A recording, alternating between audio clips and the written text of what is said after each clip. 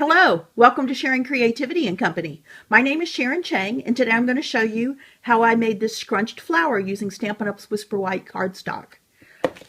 I used our Flower Frenzy Bigs die, and I die cut two of the larger flowers, the two smaller ones, and then I used the Petite Petals punch to get the smallest flower. I then used a sponge dauber and Blackberry Bliss, and I just scrubbed in color in the center of these.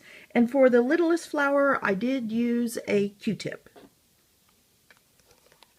After you get all that done, put these on your stamping pierce mat, and you're going to take Stampin' Spritzer, and you're going to wet all the flowers, and you're going to see how the ink runs,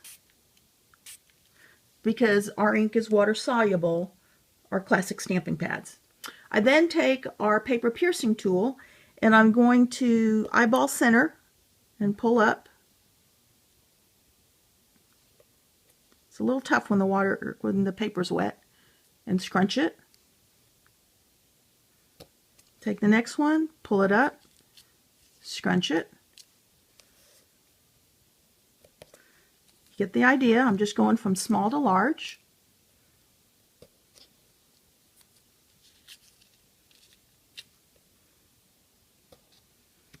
And when I get them all on here, I'm actually going to take off all the petals at the same time, and I'm going to really scrunch it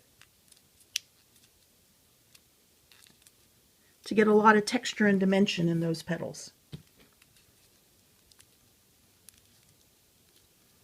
Then I'm going to slowly separate the layers. Do be careful because these are damp now and they'll tear easy.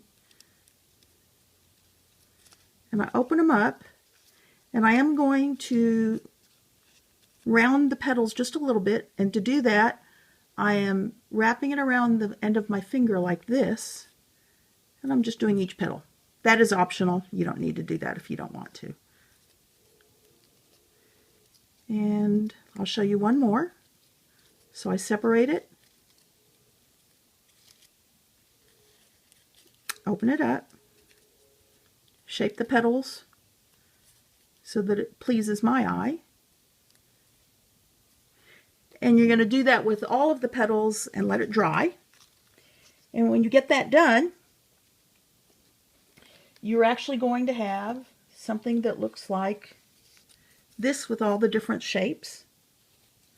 And I do glue it together using our Tombow Mono Multi. I find this glue works the best if I always store it flat, so that it comes out easily for me. Not too thick, not too gloppy. You can just see where I can pull it out like that. I'm alternating the petals, and I'll just hold it down and let it dry. And I'll do all the layers until I get this flower. For the center of the flower, I did use a rhinestone, but I colored it using our Old Olive Blendabilities marker. Because it's an alcohol-based ink, you can see that it doesn't rub off, and you can customize the color to fit your project. For the leaf, I also used the leaf off of the same Flower Frenzy Bigs die, and then I used the Endless Birthday Wishes, which has wonderful fonts, wonderful little sentiments. And because it's photopolymer, it's very easy to see where to stamp to get it to fit onto the leaf. To use the layering right here, I'm going to show you what I did. I cut the Park Lane Designer Series paper into a 2.5 by 2.5 inch square. And then I just have some scraps of Old Olive. I have adhesive on this end right here. And all I'm doing is I just tip it on its edge so you can tell there's no adhesive that's touching the Old Olive scrap.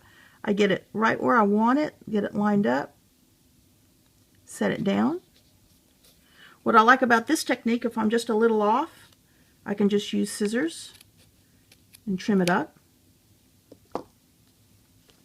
And then I can put it on my bag and add the flower and the leaf.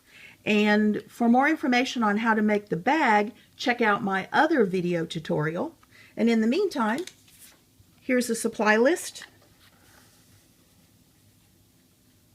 for the bag and the scrunch flower. Thank you for sharing creativity and company with me today. Remember to shop with me to get what you want for your next crafting project.